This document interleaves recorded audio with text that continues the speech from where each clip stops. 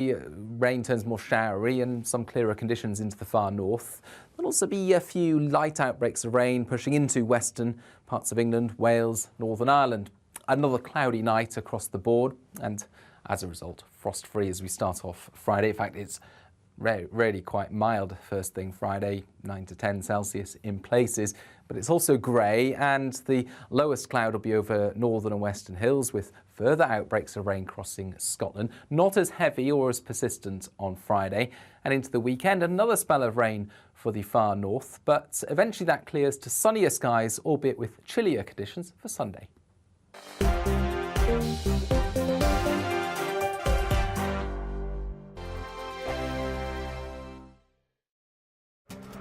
This year on GB News, we've got brand new members in the family. Join us. Across the entire United Kingdom, we cover the issues that matter to you. GB News will always stay honest, balanced and fair. We want to hear whatever is on your mind. And we don't talk down to you. The establishment had their chance. Now we're here to represent you. Britain's watching. Come join us on GB News, the People's Channel. Britain's news channel. Join me, Nana Akue, Saturday and Sunday afternoons on GB News. Expect fiery debate and passionate discussion as me and my panel tackle some of the biggest topics hitting the headlines. It's a place for everyone's opinion. No one gets cancelled, but no one gets an easy ride. Oh, she's on it today! Be ready for conversations that are fierce, frank, and of course, fun. Every Saturday and Sunday afternoon from 4 p.m. on GB News, the People's Channel. We are GB News, right across the nation. You can get us on television, on radio, on digital. We're absolutely everywhere. Amazing! You see, amazing! You remind me of me in the European Parliament. But here's the most important bit. We are not part of the mainstream establishment. We think and speak just like you do. We are the People's Channel. Magnificent. That's really, really thoughtful. Come and join us on GB News, the People's News Channel.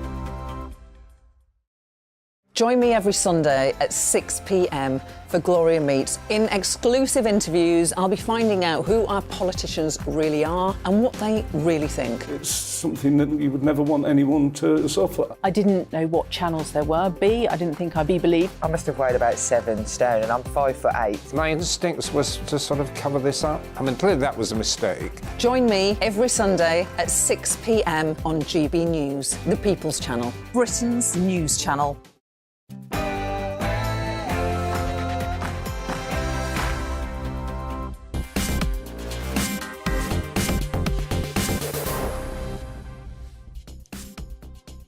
Good evening. It's Walkout Wednesday. 7 trade unions on strike, including most schools closed in the UK today. Should the government just pay the teachers what they want? Rumours of a deal, a Northern Ireland deal with the European Commission. Would that be really good news for the province or something of a sellout? Crime. We talk about it all the time. We never talk about failed asylum seeker crime. No, that is all far too difficult. This show will talk about it this evening. And joining me on Talking Pints, Dragon's Den entrepreneur Rachel Watkin. But before all of that, let's get the news with Polly Middlehurst.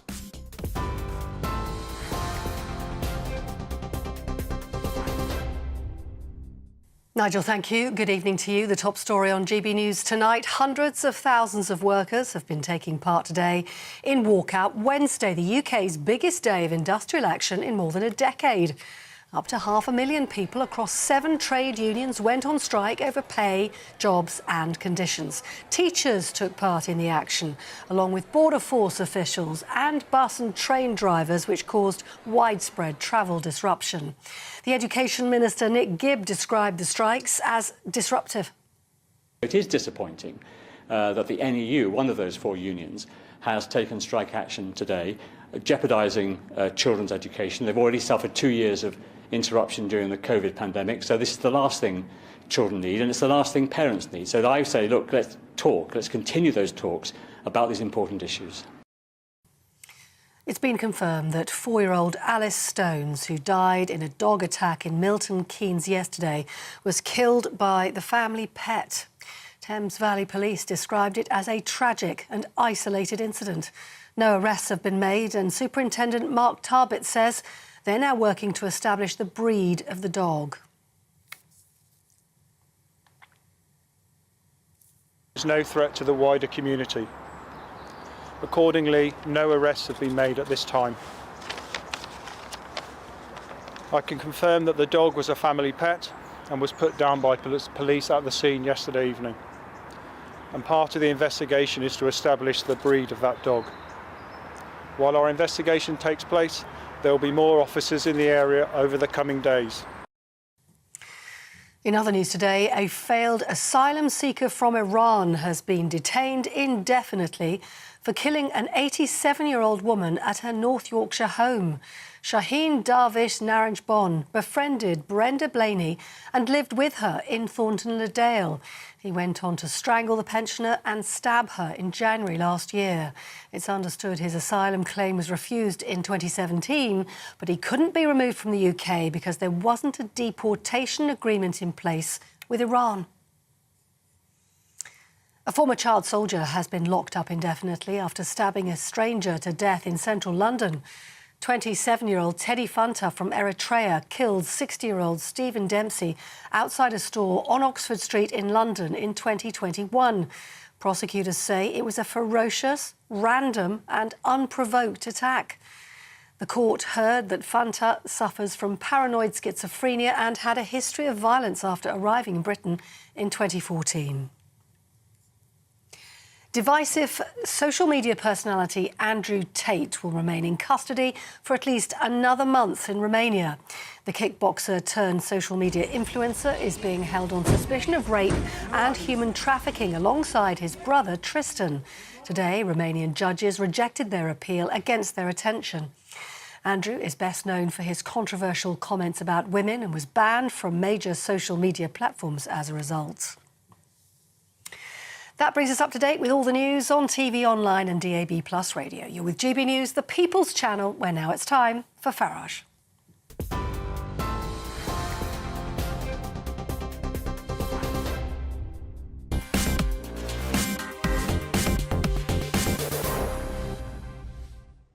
Good evening. It's Walkout Wednesday. Yes, 7 trade unions on strike, the biggest day of strike action for over a decade in this country. It's funny, really, when it comes to the train strikes, well, they're not having much impact because looking out of the window here in the Westminster studio, Lambeth Bridge is clear, the traffic's moving on the embankment. I think what happens now is people simply readjust. They work from home in a way they just couldn't do when we were plagued by train strikes back in the 1990s. And I don't think there's much sympathy, frankly, for the rail workers, in particular the drivers, many of whom earn in excess of £60,000 a year. Our emotions are different, perhaps, when it comes to nurses and others. But the really big one today, and the one that I want to focus on, is the teachers' strike. Not all, but nearly all schools in England closed today. New teachers being offered a paid deal of 9%.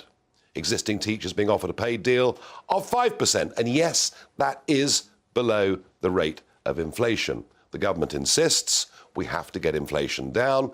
That's why they can't match 10% or more, which many unions are, of course, demanding. But our kids have suffered one hell of a lot. They've suffered terribly during lockdown. They are now paying the price again for what adults are doing to them. And this now a really important time because for many people, mock exams coming up in February, GCSEs, A-levels just around the corner.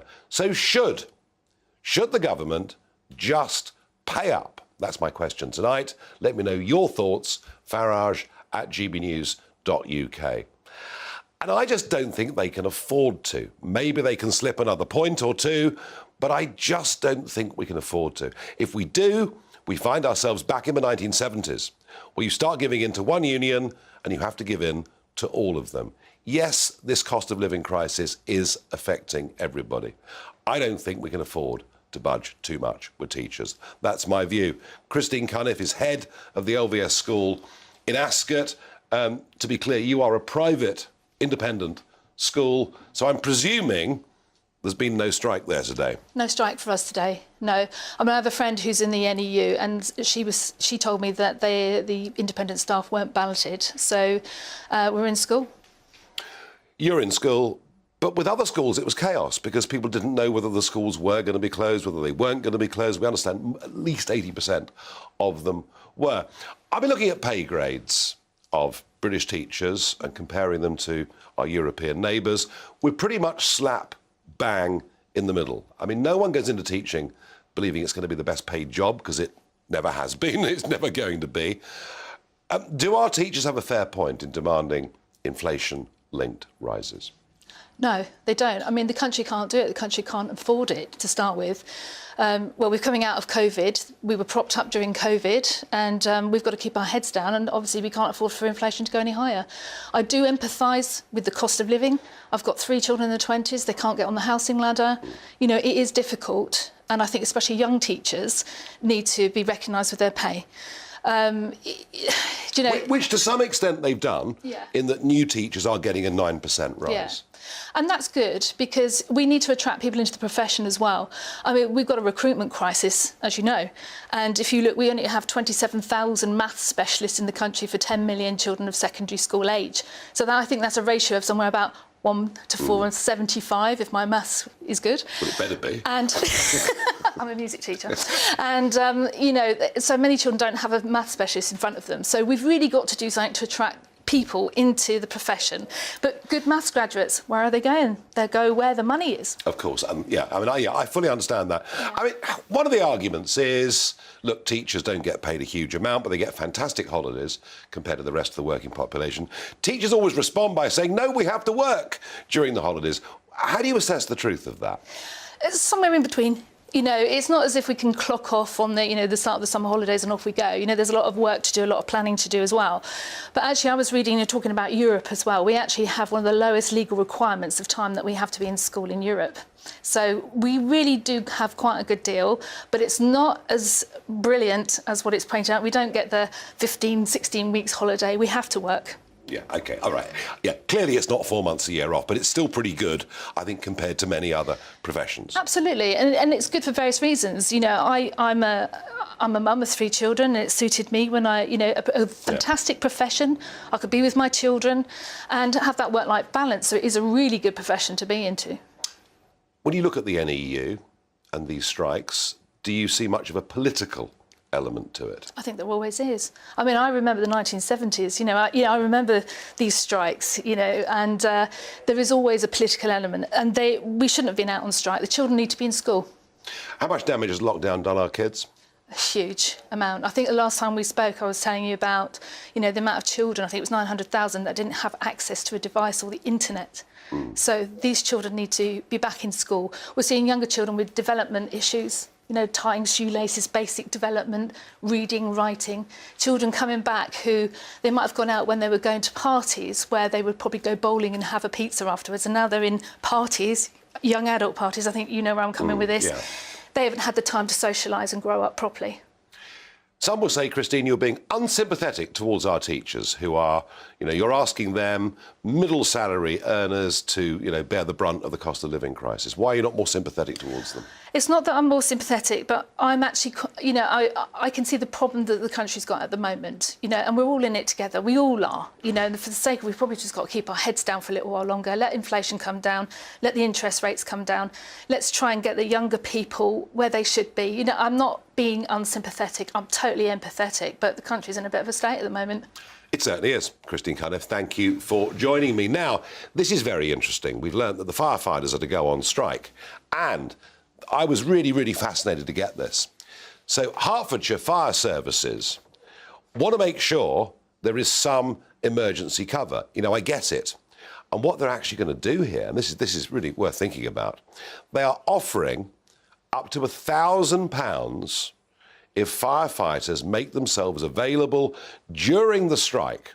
Now, you know, you'll be on for no more than a maximum 24-hour consecutive period.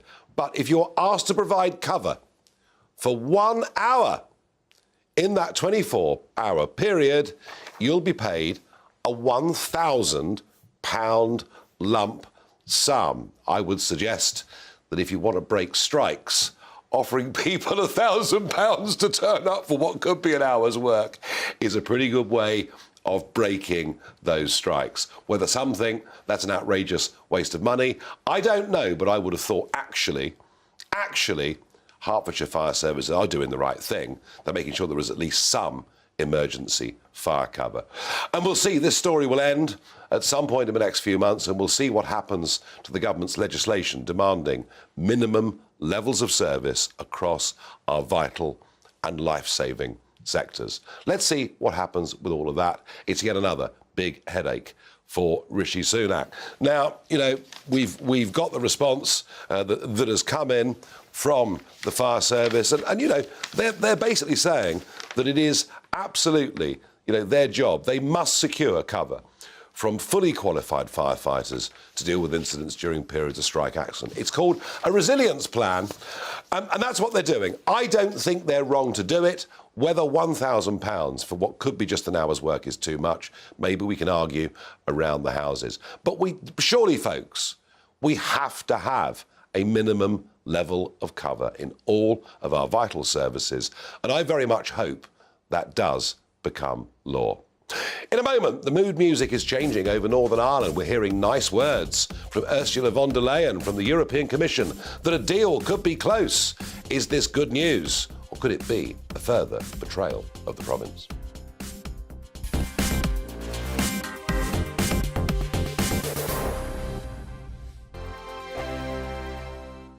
Monday to Thursday, 9 p.m. till 11 p.m. Join me, Dan Wootton. I'll bring you the sharpest takes and hottest debates. Do you not believe in prison? I don't believe in prisons. I'm completely stunned. I guarantee you there'll be no spin, no bias, no censorship. I actually was personally quite offended by it.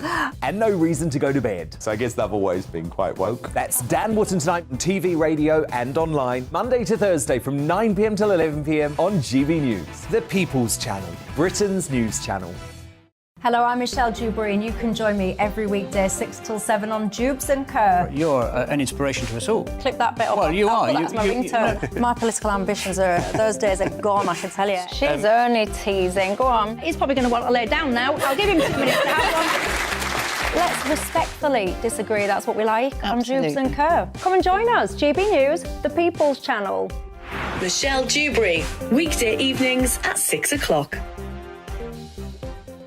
I'm Andrew Doyle. Join me at 7 o'clock every Sunday night for Free Speech Nation, the show where I tackle the week's biggest stories in politics and current affairs with the help of my 2 comedian panellists and a variety of special guests. Free Speech Nation, Sunday nights from 7 on GB News, the People's Channel, Britain's news channel.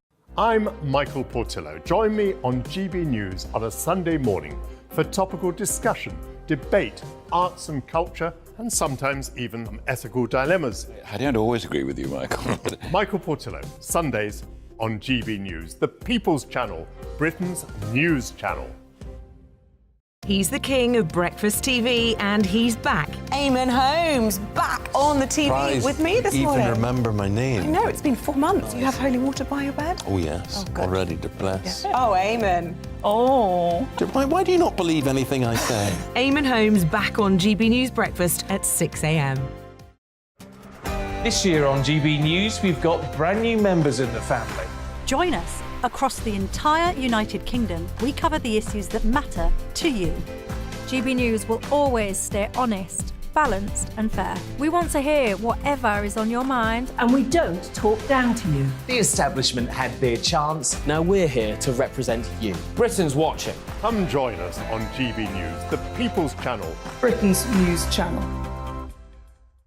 We are GB News, the People's Channel. And right across the United Kingdom. You can find us on Sky Channel 512. Virgin Media Channel 604. Freesat Channel 216. Freeview Channel 236. And YouView Channel 236. You can also take us with you on DAB Plus Radio. With the GB News app and at the website gbnews.uk. We're absolutely everywhere. Come join us on GB News, the People's Channel, Britain's news channel.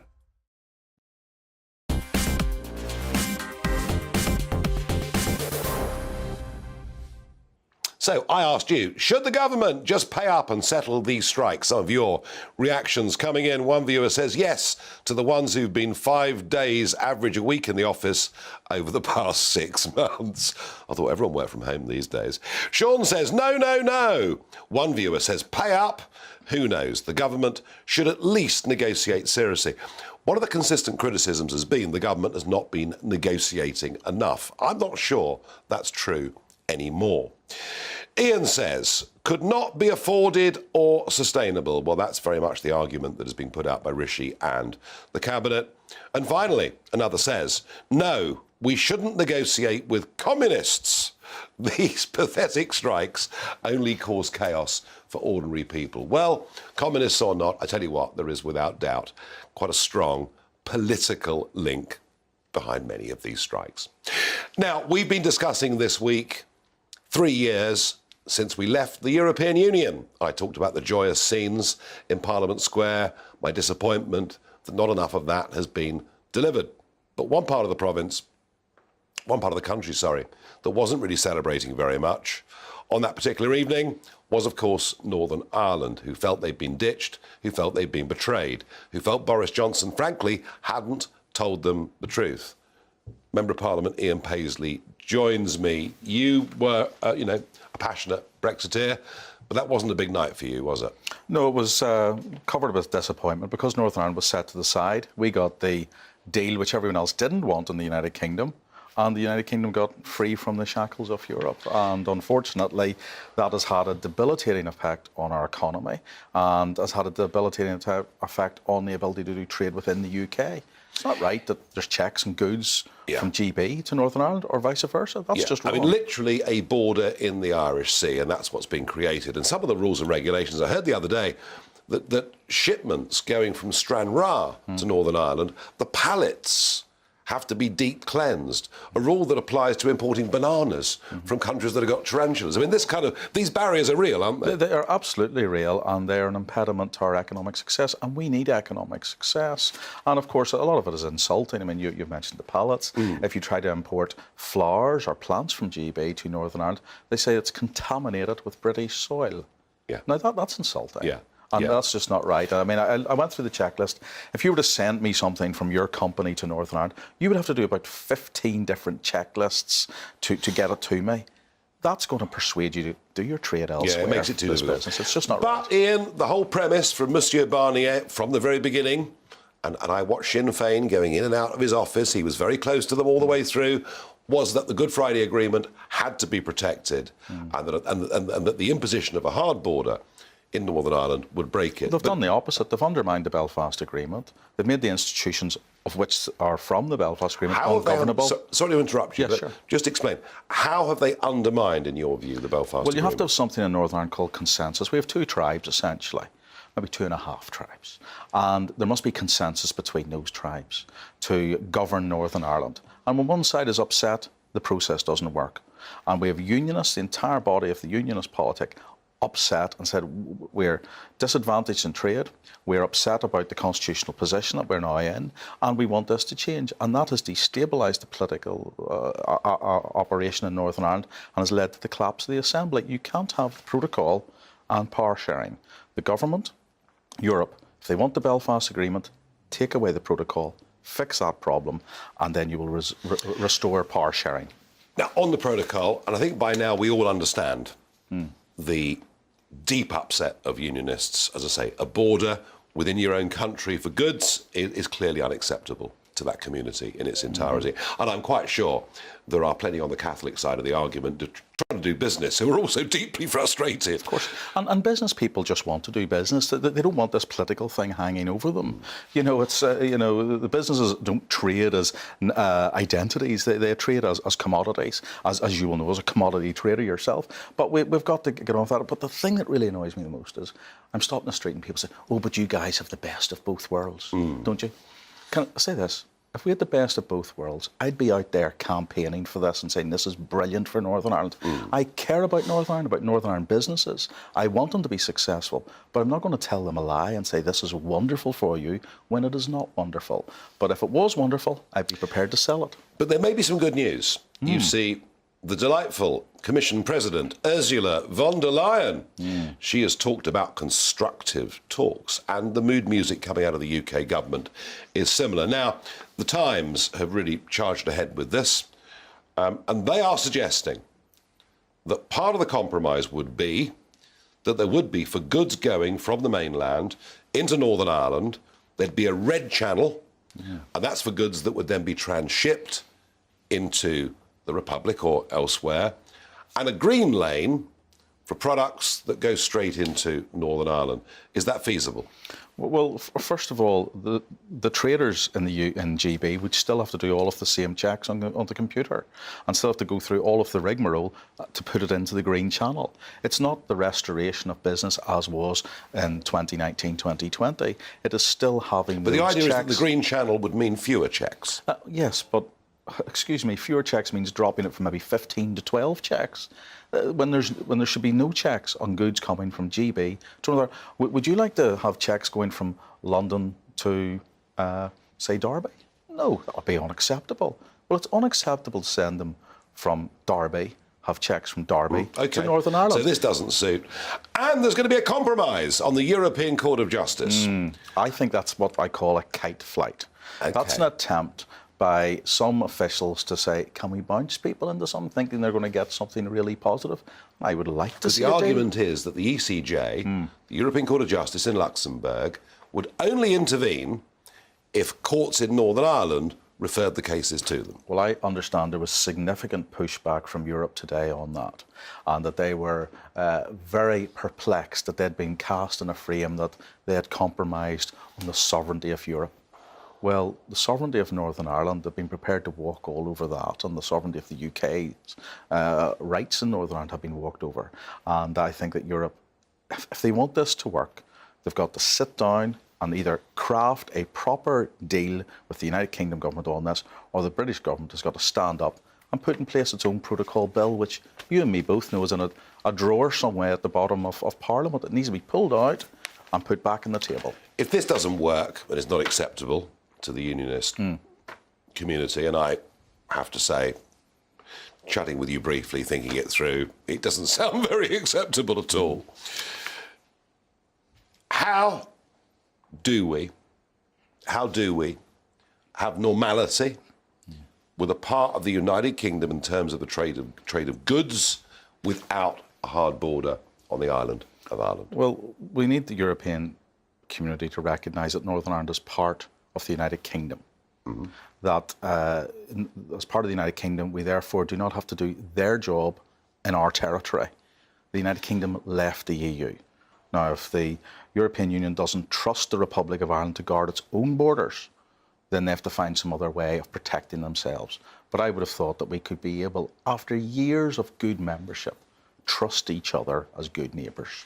Yes, and the idea that we would sell inferior goods from Northern Ireland. Well, the issue is Republic. about smuggling, really. You know, Europe says, oh, you might smuggle the wrong goods into the EU.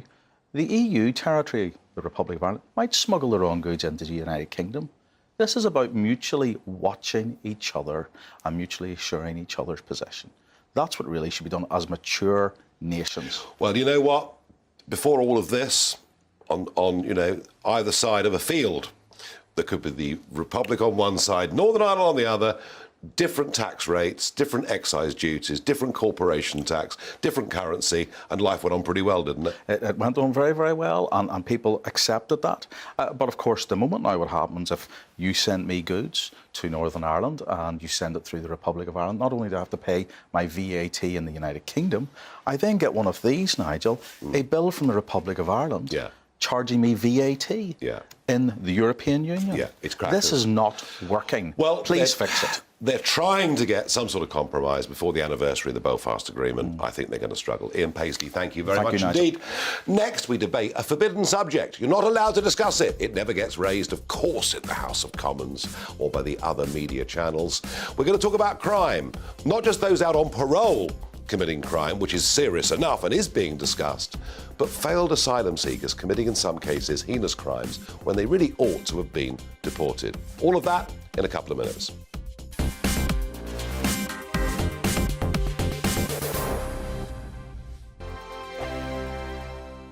I'm Simon Evans. Join me on GB News for Headliners at 11 p.m. What's the scoop? I'll be joined by two of the country's top comedians. That's right. As we take a look at tomorrow's newspapers tonight. We're going to get into trouble. If it's a big story, we'll be covering it. Spill some tea on him. There we go. But we'll also have some fun. I wouldn't stick up a bank. My father didn't love me. So anyway. Headliners every night from 11 on GB News, the People's Channel, Britain's news channel. Monday to Thursday on GB News, it's Bev Turner Today from 10 a.m. We're going to be here for you, our GB News family, to keep you up to date, but also make you smile. The guy went from puberty to adultery. And I can't wait to bring a few of my own opinions. I have no time for cultural totalitarianism. We'll engage in passionate, but always polite debate, with your thoughts and opinions at the centre of it all. Only on GB News, the People's Channel, Britain's news channel.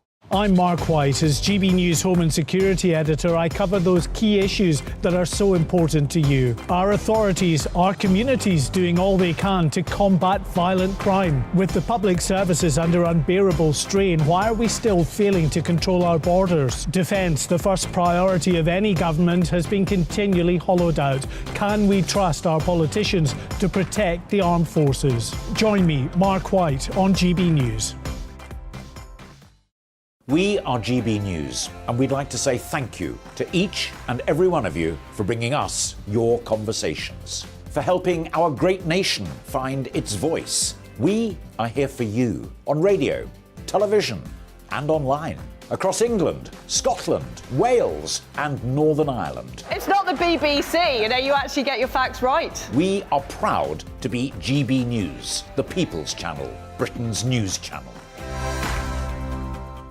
I'm Michael Portillo. Join me on GB News on a Sunday morning for topical discussion, debate, arts and culture, and sometimes even ethical dilemmas. I don't always agree with you, Michael. Michael Portillo, Sundays on GB News, the People's Channel, Britain's news channel. Hi, Andrew Pierce here. Join me every Friday lunchtime for a proper no-nonsense debrief of the week's events. With special guests in the studio and the GB News team on the ground, I'll be getting you up to date with news, some intelligent discussion, and my own sharp take. The weekend starts here with me every Friday lunchtime on GB News, the People's Channel, Britain's news channel.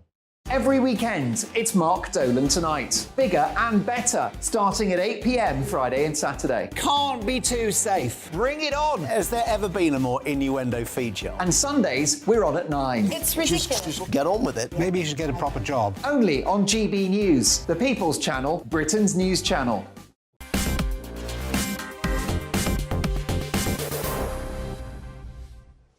Now, of course, the leader of His Majesty's loyal opposition to Keir Starmer was, of course, before the chief prosecutor in this country. So crime is an area that he feels he can speak about with great authority. And actually, often in the House of Commons, he does.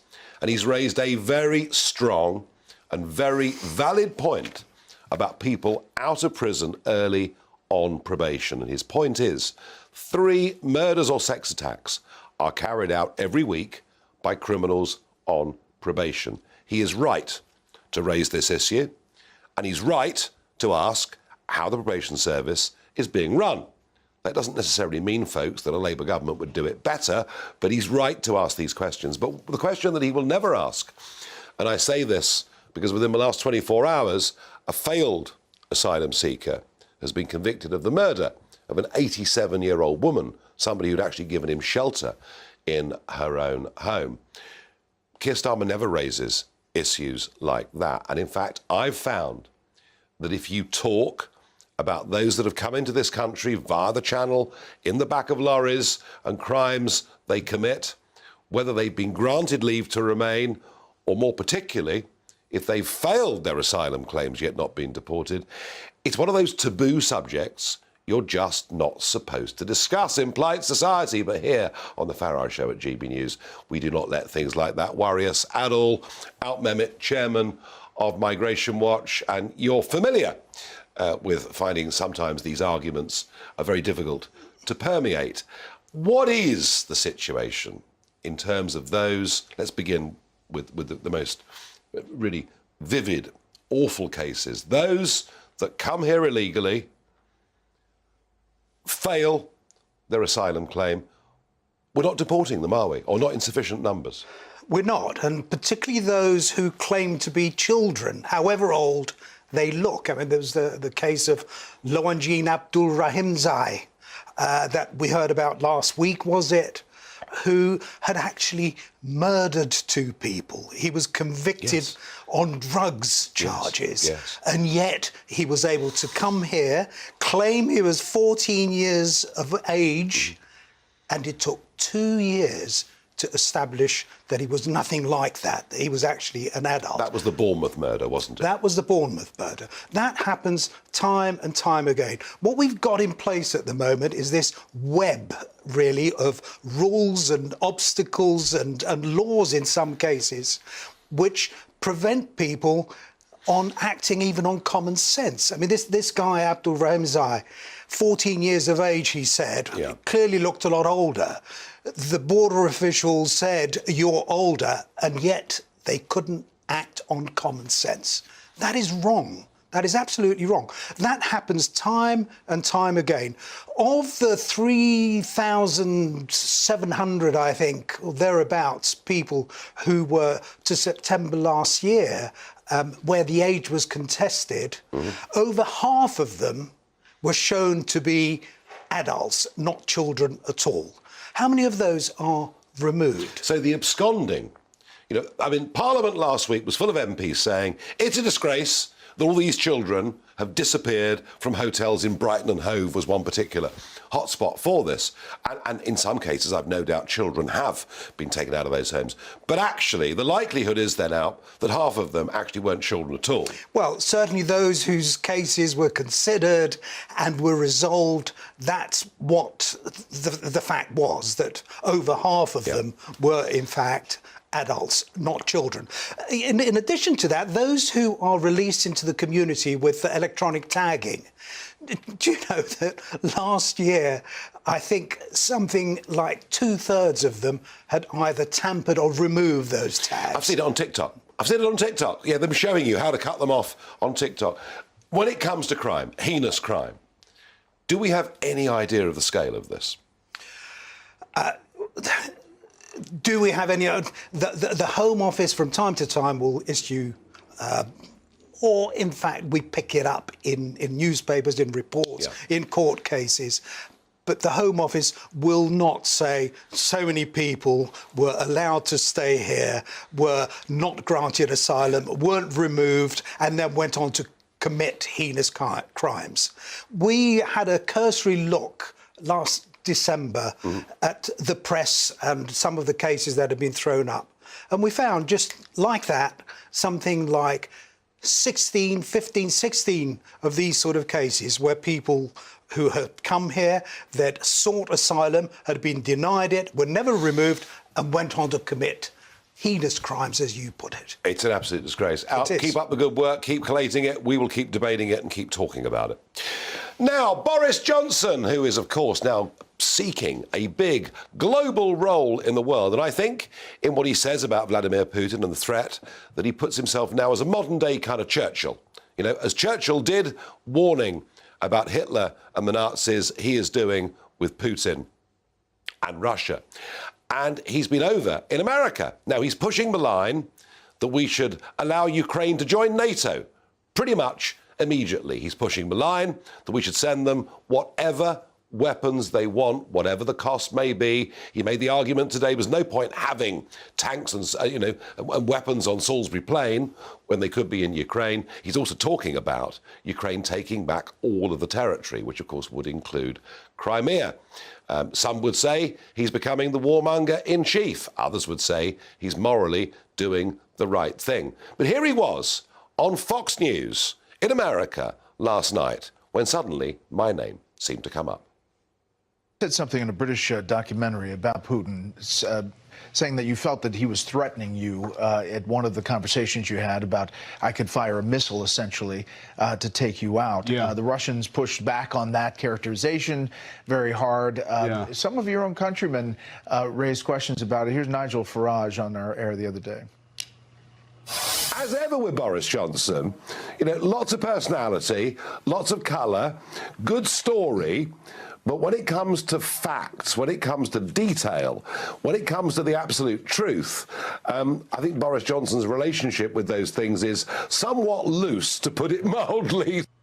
Yeah, well, I wanted to get you to respond to that directly. Well, look, I think that the Kremlin, and I don't know if Nigel's speaking for the Kremlin, but the Kremlin are fabled for their.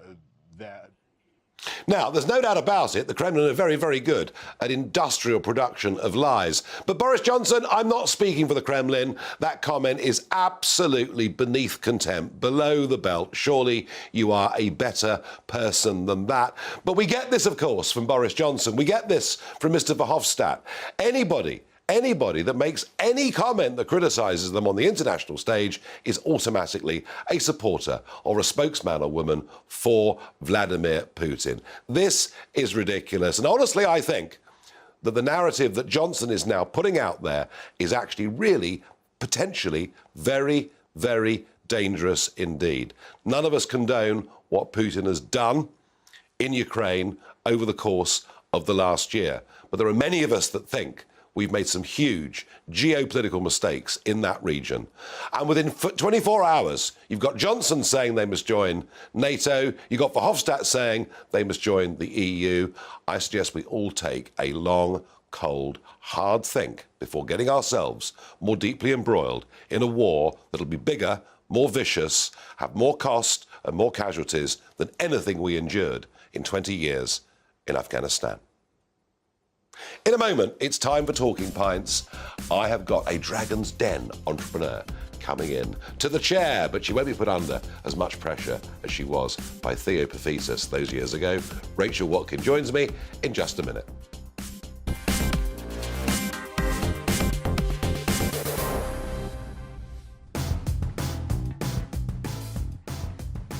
Coming up on Dan Wootton tonight. As Walkout Wednesday forces the country into a mini lockdown, are striking teachers jeopardising children's futures for a pay rise? Britain's strictest head teacher, Catherine Birbalsingh, joins Dan live in the studio. Plus, there'll be unfiltered opinion from the real world with Lee Anderson. And top comedian Jim Davidson unleashes on scheming Sturgeon's trans madness. You won't want to miss Dan Wootton tonight, 9 p.m. to 11 p.m. only on GB News.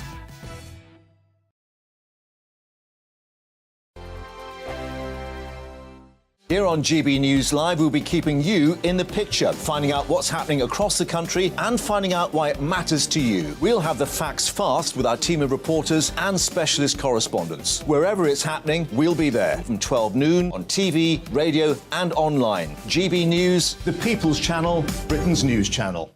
I'm Andrew Doyle. Join me at 7 o'clock every Sunday night for Free Speech Nation, the show where I tackle the week's biggest stories in politics and current affairs with the help of my two comedian panellists and a variety of special guests. Free Speech Nation, Sunday nights from 7 on GB News, the People's Channel, Britain's news channel. Join me, Patrick Christie's, Monday to Friday, 3 till 6. We tackle the day's news agenda like you've never seen before. It's high tempo, high octane, the most controversial topics, and the best guests. You will not be able to take your eyes and ears off it. I'm not afraid to ask the questions that you really want answered. 3 till 6 p.m, Monday to Friday on GB News, the People's Channel, Britain's news channel.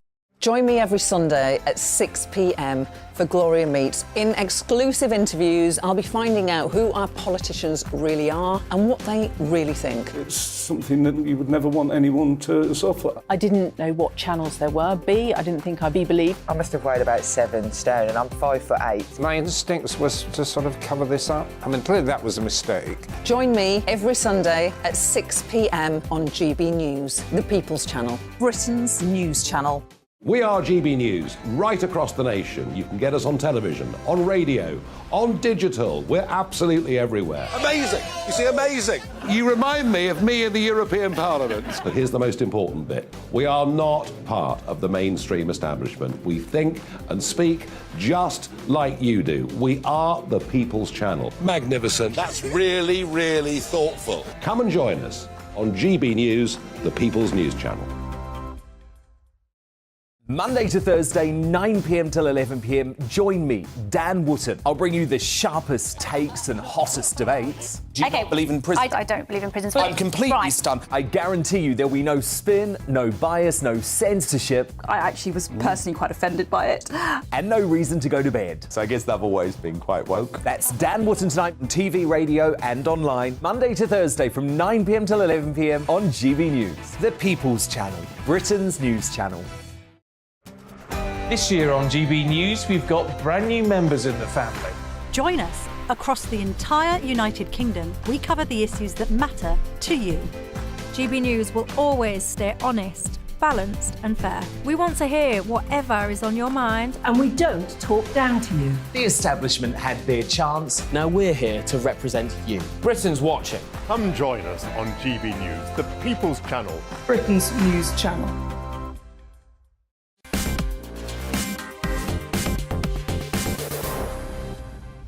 It's that time of the day. The GB News Tavern has been declared open. It is time for Talking Pints. I'm joined by entrepreneur Rachel Watkin. Rachel, welcome to the programme. Cheers. Now, to say that you had a tough, probably the modern word would be disadvantaged background, would be something of an understatement, wouldn't it? Probably would, yes. I mean, you were in care for a bit and... I was. Parents that were not particularly responsible. And I read those parts of your background and I thought it was really interesting. Most people who come from that very difficult environment also drop out of school completely, don't finish any exams. But you seem to go the other way and actually get through your A-levels and go on to university. What was that drive? Pure chance. Really? I blagged it. I guess I was really lucky because my parents were complete delusionists. I was in care from about 8 months old to 3 years old, and I don't remember it. I don't remember it all. I just remember sort of coming back home to the parents, no idea why they returned us, and thinking, well, this isn't great. But you just get on with it, you know, because we never knew what we were walking into at home or what was going to happen. We were brought up by 3 parents, the stepfather, who then had a sex change and became a woman. A very odd environment. But my parents were delusionists. So every now and then they'd say, oh, we've got lots of money, which they didn't, and then send us to private school or boarding school. So, they didn't have any money for food or clothes or uniform or anything normal, but then you'd get a taste of education, and I liked learning. Well, you did, because you went on to university and you did business studies at university. I did, yes. Now, I sort of, when I hear business studies at university, I ask myself, is this really something that is going to help people? But I guess when it comes to getting graduate jobs at big companies, it probably does make a difference, doesn't it? It probably does. I mean, the degree itself, I've got to say, I didn't go to university a lot. I was taking drugs, drinking, doing everything I shouldn't be doing. We're not recommending this, folks. Not recommending it at all, no. Dating a Hell's Angel. But somehow managed to come out with a 2-1, which was great. And yes, businesses wanted graduates. You see, I mean, if you're going to go into the corporate world, these days you need a degree. Yes. I mean, there's almost no debate or question about that. You know, in my time, when I left school and went to work in the City of London, it didn't matter. Yeah. But now it would to go and work for, work for those big firms. But, you've become an entrepreneur in what you've done. Actually, a lot of entrepreneurs don't need that university education, do they? No. And actually, in many ways, does a university degree help you, apart from opening the initial door? Because, if you're a youngster, you've missed out of 3 years of the real world. So there's pros and cons to both. Yeah. Now, you worked in the corporate world for a bit, John Lewis, other companies like that, and did some interesting things. What is it that says to Rachel Watkin, I don't want to climb the greasy pole, I don't want to be a director or partner by 35, I want to take a huge punt and go and do my own thing? I fell off the greasy pole. All right. I got very sick. I had an appendix operation in the year 2000, got very sick. It went wrong. and it took me 4 years to be well enough to work part-time. In that time, I lost everything. I lost my house, I lost my partner, car, job. And when you hit rock bottom, you kind of don't have anywhere else to go. I started to rebuild my strength, and by 2006, so, you know, I was well enough to sort of work, you know, a few hours a day or whatever. Couldn't find any packaging for a fair trade company that I'd set up. Right. So I thought, do you know what, I'll do it myself. Now, packaging, we're all used to buying things that are wrapped in layer after layer of plastic and cardboard and goodness knows what else. And I guess you were sort of thinking in your entrepreneurial mind of getting into recycled packaging. You were pretty early with that, weren't you? I was so early. It was just finding something that matched the jewellery, but that I could buy in small quantities, because all of the manufacturers said, well, we can do it for you, but it's 1,000 units of each size in each colour.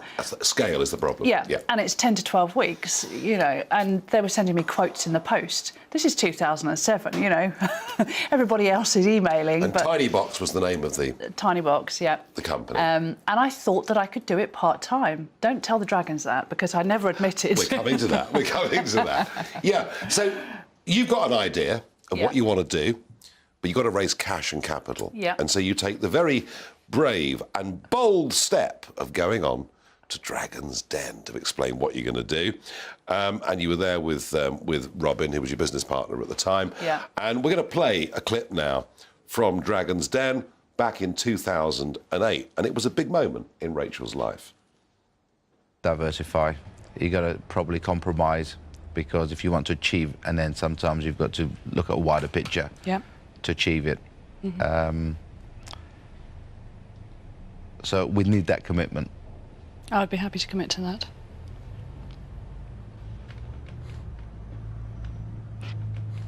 I'm in for 30 on the basis of 20%. Yes, please. We'll take it. Yeah? Let's do it. Well done. Christian and Rachel have done it and proved that while a dragon is still in, there's always hope for an entrepreneur. Well, what a moment. What a moment, Rachel. I mean, you know, when Theo Pafida says, I'm in, you're sort of going, yes, please, yes, please, yes, please. I mean, was that an incredibly nerve-wracking thing to do? It wasn't as nerve-wracking as I thought it was going to be, because I thought there was no chance. Oh, really? No, I had nothing patentable, no trading history. I knew nothing about packaging. So I thought that, yeah, there was less than no chance, but a great marketing advertising opportunity. Theo and Peter both came in, and that was... I mean, you gave away 40% of the equity I know. of the company, but that gave you the cash to get set up and get moving. I think Duncan Bannatyne was a bit cussing about you. Oh, he was horrific. But that's Dragon's Den. I mean, you go on there and you're going to get some abuse. And how big a difference did that make to your life then? Do you know what it did was it gave me instant credibility. More than anything else, you know, people want to start talking to you, whereas when you're a start-up, it's really hard to get those doors opened. And suddenly, having that credibility behind me got the doors opening. And how did that relationship with those dragons work? So we had a meeting about 6 weeks after it was aired. After the filming, and they tore my business to pieces, and the pricing, branding, everything else. And at the end of the meeting, they said, we're going to forward you the money and leave you to run the business because you know what you're doing. And fantastic. Well, I sat there thinking, I don't know what I'm doing. Typical imposter syndrome. But they said, just go and get on with it. There's the cash. Go and get on with it. So. Well, you've done that, and you've been NatWest Entrepreneur of the Year, and amazing things you've done. You're doing some clothing brands now, sustainable clothing, and all of that. And on the face of it, your life is a mega, mega success. But you've had some terrible health challenges as well, haven't you? I have, yes. I've had 5 operations in the last 6 years. God. I mean, if you're going to go for it, you know, you've got to do it in style. Yeah. Unfortunately, had cancer 3 times and a tumour on my parathyroid. And yes, I had a double mastectomy in December, 6 weeks ago. 6 weeks ago? 6 weeks ago. Goodness me. Because luckily for me, the cancer was caught early again, and to avoid any possibility of spreading or coming back. Our family has a genetic disorder, so I think I had like a 70 to 90% chance of it recurring. So, Right. so yes. There you are, you see. However rosy things look, there are always challenges in life. And you've, well, goodness me, you've been through the most enormous challenge. But I want to say, fantastic. I love that moment on Dragon's Den. And it...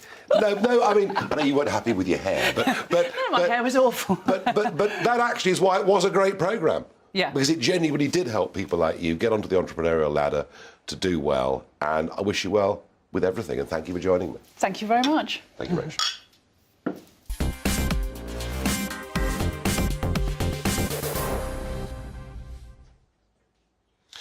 OK, we are now on to Barrage the Farage, where you send your questions in. I've got a few seconds with you. What have we got today? Bobby asks, is the country now in the control of left-wing unions? Well, it certainly was. Back in the 1970s, there's little, debate about that. And it turned out later, actually, that some of them did have direct connections with the Kremlin. There is, of course, a politicisation to many of these unions, and it's there, certainly within the teaching union, the NEU. Of course, there are those in the unions that will always want to bring down Conservative governments, but by the same token, Conservative governments have to appear reasonable and to negotiate. The country is not in the control of left-wing unions, I'm pleased to say, but if Jeremy Corbyn had become Prime Minister, that may have been very, very different indeed. Richard asks me, will flip-flop Remainer Starmer return us to Europe by stealth when he sweeps to victory with a Boris-size majority? Well, Richard, you can never tell in politics what will happen. It's a very topsy-turvy world. But I do think that trust, faith and confidence in the Conservative Party is broken for millions of people. It's a bit like a relationship. Once it's gone, it doesn't come back. So Starmer will have a big majority. David Lammy, of course, is now the shadow Foreign Secretary. He's the man that said the ERG, the European Research Group, are like Nazis. I mean, he is an absolute full-on Remainer. He won't take us straight back into the European Union. There's no prospect of that. Politically, that would be absolutely impossible with millions of Labour and potential Labour voters. But he'll keep us tightly aligned to single market rules. And I want us free of single market rules. You see, I want lots and lots of people like Rachel here. I want entrepreneurs out there, and I want to lift the burden of regulation off their backs. And that's what I think Brexit should be doing for our businessmen and businesswomen in this country. Enough, though, from me. But I am back with you tomorrow at 7 p.m. I'll be here in this chair. But for now, I'm going to hand you over to Mark Dolan. Nigel, thank you for a brilliant show. A very busy programme coming up. Do you back the striking workers? That's the topic of our text poll and my big opinion. Didn't mind talking about we'll get reaction to a possible Brexit breakthrough in relation to the Northern Ireland Protocol with Jacob Rees-Mogg live in the studio, plus Kelvin Mackenzie and much more. We'll see you in a couple of minutes. First, here's the weather. Hello again, it's Aidan McGivern here from the Met Office. Increasingly cloudy for most of us over the next 24 hours, that cloud bringing some outbreaks of rain in places, but it will also bring milder air with it. The air coming in around an area of high pressure, west to southwesterly winds. And of course, at this time of year, those winds are relatively mild, helped by the fact that a warm front is crossing the UK. That's going to bring a milder spell, but also a lot of cloud and some outbreaks of rain. The rain mainly focused across parts of Scotland, outbreaks of rain on and off through the night. Northern Ireland, likewise, a few spells of rain into Northern England at times. One or two spots couldn't be ruled out for the Welsh mountains, but elsewhere across England and Wales, largely dry, albeit relatively cloudy. And for the vast majority, it is frost-free, although chillier conditions in the far northeast ahead of the rain. That rain does push northeast as we start off Thursday, wet weather arriving into Shetland and Orkney, but it's persisting across the West Highlands, and the Northwest Highlands in particular will see some very soggy weather over the next 36 hours. Elsewhere across the country, generally cloudy, a few spots of rain across western hills and coasts, but otherwise mostly dry and mild. This west to southwesterly wind bringing temperatures of 10 to 13 Celsius widely up and down the country. But it does stay wet across Scotland, especially later Thursday. Overnight, eventually the rain turns more showery and some clearer conditions into the far north. There'll also be a few light outbreaks of rain pushing into western parts of England, Wales, Northern Ireland. Another cloudy night across the board, and as a result, frost-free as we start off Friday. In fact, it's really quite mild first thing Friday, 9 to 10 Celsius in places. But it's also grey, and the lowest cloud will be over northern and western hills with further outbreaks of rain crossing Scotland. Not as heavy or as persistent on Friday.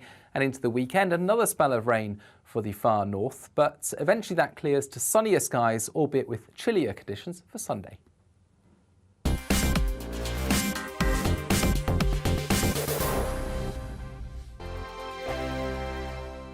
We are GB News, the People's Channel. And right across the United Kingdom. You can find us on Sky Channel 512, Virgin Media Channel 604, Freesat Channel 216, Freeview Channel 236, and YouView Channel 236. You can also take us with you on DAB+ radio, with the GB News app and at the website gbnews.uk.